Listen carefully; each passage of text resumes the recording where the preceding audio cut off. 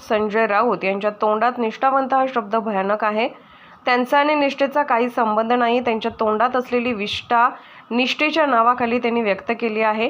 EVM कधी hack होत नसतं. सुजय विखे पडलेले असतील तरी ते त्यांनी मान्य केलेलं आहे आणि ईव्हीएम बद्दलच्या शंका कुशंका दूर होतात.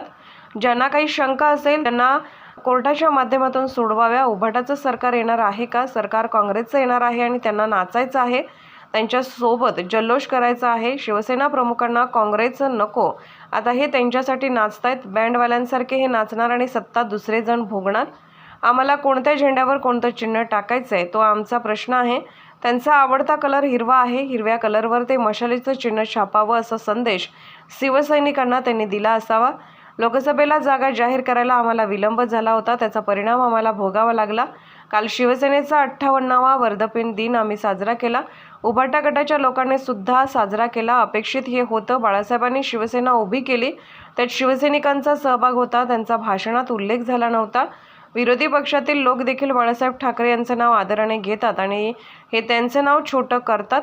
शिवसेना प्रमुख हे मोठं नेतृत्व आहे, त्याला लिमिटेड करू नका. तुम्ही देखील शिवाजी महाराजांचं आणि बाबासाहेब आंबेडकरांचं नाव आणि फोटो वापरतात. त्यांना वाटतं शिंदे मिंदे म्हटलं की लोक माझ्या भाषणाला उत्तम प्रतिसाद देतात. असं नाही. काल डोममध्ये खरे शिवसैनिक होते. आमची शिवसेना खरी आणि मोठ्या संख्येने कार्यकर्ते उपस्थित होते. वर्धापन दिन साजरा होतोय असं संजय राऊत म्हणाले. संजय राऊतच्या तोंडात निष्ठावंत हा शब्दच मुळात इतका भयानक आहे की त्याचा आणि निष्ठेचा काही नाही. खरं तर त्यांच्या तोंडात नेहमी असलेली विष्ठा त्यांनी निष्ठेच्या स्वरूपात व्यक्त केलेली, म्हणून त्याच्याकडे जास्त लक्ष देण्याचं काही कारण नाही. विधान परिषदेच्या 11 जागांच्या संदर्भात पुन्हा एकदा ठाकरे गट आहे ते कोर्टात जात आहे. कसं बघताय या सगळ्या संदर्भात, कारण की निकाल प्रलंबित आहे त्यामुळे निवडणूक होणार असते. हे बघा, यांना काय कोणतंही कारण जर असलं ना, काही कारण निघू द्या, आम्ही कोर्टात जाणार, आम्ही सुप्रीम कोर्टात जाणार, आम्ही असं करणार. अरे तुम्हाला थांबवतोय कोण? लोकसभेचे निकाल लागले, आम्ही कोर्टात जाणार. विधान परिषदचा विषय आला, आम्ही कोर्टात जाणार. पक्षाचा काही विषय आला, आम्ही कोर्टात जाणार. अरे जा ना. लोकशाहीमध्ये तुम्हाला दिलेला तो अधिकार आहे, त्या अधिकाराचा तुम्ही वापर करा ना. फक्त ते वल्गना का करतात? मग कोर्टात जाऊन कोर्टाचा जो निकाल येईल तो तुम्हालाही मान्य ना आम्हालाही मान्य, परंतु दरवेळेला त्या गोष्टी सगळं ठेवणं हा त्याचा विषय आहे. काल त्यांनी नारायण राणेच्या मतदारसंघात सुद्धा ईव्हीएम हॅक केल्याचा काहीतरी प्रकार म्हणले. ह्या अशा गोष्टीला लोक आता इतके कंटाळलेले आहेत ना. उद्या जर यांनी जर आज म्हणतायत की आम्ही आघाडी बरोबर आहोत, पण त्या आघाडीच्या नेत्यांनी जर यांची साथ सोडली ना, हे कुठले राहणार नाहीत, यांना कोणीही विचारणार नाही. हे तेवढं सत्य आहे. दुसरीकडे सुजय विखे पाटील म्हणतात की ईव्हीएम हॅकचा प्रकार झालेला आहे, कारण की सत्ताधारीकडूनच आता अशा पद्धतीने ईव्हीएमवर शंका उपस्थित केली जाते. याचा बोध यांनी घेतला पाहिजे. सत्ताधारी जर असं म्हणत असेल तर याचा अर्थ यांनी घेतला पाहिजे की ईव्हीएम हॅक आहे कधी होत नसतं. जर सुजय विखे जरी पडलेला असेल तरी त्यांनी तो पराभव मान्य केलेला आहे आणि म्हणून ह्या ईव्हीएमच्या बद्दलच्या ज्या काही शंका कुशंका होता या दूर होतात. आता लंकेची कॅपॅसिटी आहे की ईव्हीएम हॅक करायची, परंतु ह्या अशा गोष्टीला तुम्हाला चॅलेंज करायचा पर्याय उपलब्ध आहे. त्या ठिकाणी गेलं पाहिजे. ज्या ज्या कुणाला शंका असेल त्यांनी त्या कोर्टाच्या माध्यमातून याच्यावर आपला जो काही निकाल तुम्हाला अपेक्षित आहे, लागेल की नाही लागेल माहित नाही, परंतु प्रयत्न केला पाहिजे. कालच्या मेळाव्यामध्ये उद्धव ठाकरे असं देखील म्हटले की आपल्याला आपलं सरकार इंडिया आघाडीचं सरकार आणायचंच आहे, मध्यावधी जरी निवडणुका लागल्या त्यासाठी देखील तयार राहा असं देखील ते म्हटले. अहो, यांचं सरकार आणायचं नाहीये. उभाटाचं सरकार येणार आहे का? सरकार काँग्रेसचं येणार आहे आणि यांना नाचायचंय, त्यांच्या समोर जल्लोष करायचा यांना. ज्या शिवसेना प्रमुखांनी काँग्रेस कधी नको असे म्हणत होते, आता हे त्यांच्यासाठी डान्स करतायत आजकाल. यांच्याकडे बँडवाल्याचं काम दिलेलं आहे. बँडवाला असतो ना, दुला कोई और, नाचतोय कोणी और, बजाव. तर हे बजावच्या भूमिकेत आहेत, म्हणून यांचे आता बजावच्या भूमिकेतच यांनी राहिलं पाहिजे. सत्ता दुसरे जण भोगणार आहेत. मला वाटतंय का काँग्रेसचं सरकार येईल? यांना वाटतं ना, यांना काही वाटतं. केंद्रातलं सरकार पडेल, काँग्रेसचं सरकार येईल, मग यांना कुठेतरी त्यांच्या बाजूला मांडीला लावून बसता येईल. हे फक्त स्वप्नामध्येच आपलं सर्व काम करत असतात. रात्री पडलेलं स्वप्न सकाळी बोलणे आणि तिथे थांबणे हाच त्यांचा अजेंडा आहे. शिरसाट साहेब वर्धापन दिनामध्ये उद्धव ठाकरे असेही म्हणाले की तो शिवरायांचा पवित्र भगवा आहे, त्याच्यावरती तुम्ही धनुष्यबाण चिन्ह लावू नका, कारण काल सगळीकडे जर पाहिलं मशाल. नाही, मशाल पण लावू नका आणि मशाली लावू नका आणि धनुष्यबाण चिन्हही लावू नका. मशालीचा प्रचार वेगळा करा आणि यांनी धनुष्यबाण लावलेला आहे. आम्हाला कोणत्या झेंड्यावर कोणतं चिन्ह टाकायचं न टाकायचं हा आमचा विषय आहे. तुम्ही जो काय तुमच्या कार्यकर्त्याला आदेश दिलेला आहे की भगवा वेगळा ठेवा आणि मशाल वेगळं ठेवा, तर कोणत्या ना कोणत्या कलरवर त्यांना त्यांचा मशालीचं चिन्ह हे छापावं लागणार आहे. मला वाटतं आजकाल अत्यंत जवळचा आणि आवडता कलर त्यांचा हिरवा आहे. हिरवा कलरवर ते मशालीचे चिन्ह छापावं असा कदाचित संदेश त्यांनी त्या शिवसैनिकाला दिला असावा. शिरसाट साहेब काही दिवसात अधिवेशन होत आहे, अधिवेशनाच्या पूर्वी मंत्रिमंडळ विस्तार होईल अशी काही चर्चा आहे का? आतापर्यंत मंत्रिमंडळ विस्ताराची काही चर्चा झालेली नाही. जर झालीच तर ती उद्या परवापर्यंत होण्याची शक्यता आहे. जर झालं तर मंत्रिमंडळाचा विस्तार अधिवेशनाच्या पूर्वी होईल. नसता त्याचा जो काही निर्णय ते मुख्यमंत्री साहेब घेतील. रामदास कदम असे काल म्हटले की आम्हाला 100 जागा द्याव्यात आणि 90 जागा निवडून आणेल.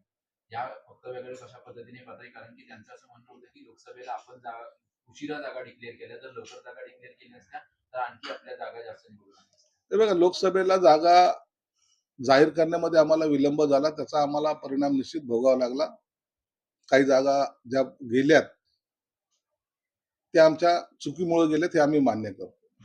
परंतु काल रामदास कदमांनी जे काही स्टेटमेंट केलं की आम्हाला 100 जागा द्याव्यात, 90 जागा द्याव्यात, हे जे काही स्टेटमेंट केलेले हे नेत्यांचं असलेलं मत आहे आणि त्यांनी ते सीएम साहेबांसमोर मांडलं. परंतु त्याचा सर्वांचा विचार आज रामदास कदमांनी मांडलं, यापूर्वी राष्ट्रवादीच्या काही नेत्यांनी मांडलं होतं. परंतु या सर्व गोष्टीचा विचार हे शिवसेनेचे नेते एकनाथ शिंदे साहेब असतील, भाजपचे नेते देवेंद्र फडणवीस असतील, राष्ट्रवादीचे अजितदादा असतील, हे बसून त्यावर निर्णय घेणार आहे. हा त्यांच्या नेत्यांचा बैठकीमध्ये जो काही अंतिम निर्णय होईल तो सर्वांना मान्य करावा लागेल. म्हणून मागणी किती जरी केली तरी जागा किती वाटपामध्ये कुणाच्या शेअरिंग याच्यात येतात हे तिन्ही नेते ठरवतील. काल शिवसेनेचा 58वा वर्धापन दिन आम्ही साजरा केला, उबठा गटाच्या लोकांनी साजरा केला.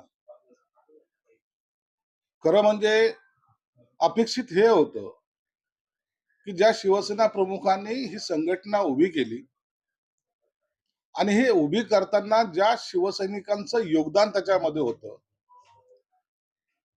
त्यांचा उल्लेख ह्या सर्व गोष्टीमध्ये व्हायला होता.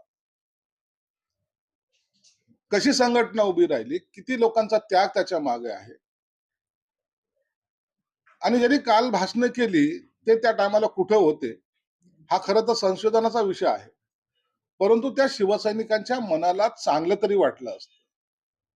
होय, मी माझ्या आयुष्यातले काही दिवस तिथं टाकले किंवा काही वर्ष टाकले, त्याचं आज फलित मला मिळतंय. माझ्या नेत्यांच्या तोंडून माझा उल्लेख भले नावानिशी नसेल परंतु लाखो शिवसैनिकांमधला मी एक शिवसैनिक, या पद्धतीचं ते भाषण हवं होतं. परंतु तरी काल तुम्ही पाहिलं उबठा गटाच्या लोकांनी जी काही भाषणं केली, काय संदेश द्यायचा तो कळालं नाही. ब्रँडला ब्रँडी काय म्हणतायत, उबठा गटाचे नेते टोमणे काय मारतायत, उघडे काय म्हणतायत, शर्ट काढलेले म्हणताय काय. अरे नेमकं तुम्हाला सांगायचंय काय? आणि पुन्हा तोच विषय, आमचा बाप चोरला, आमच्या पक्षाचं नाव चोरलं, आमची निशाणी चोरली. मी अनेक वेळेला सांगितलंय, शिवसेना प्रमुख हे अत्यंत मोठं नेतृत्व या देशाला लाभलेलं आहे आणि त्यांना तुम्ही असं लिमिटेड करू नका. लाखो शिवसैनिकाचं असलेलं दैवत त्यांना तुमच्या कुटुंबापुरतं मर्यादित करू नका.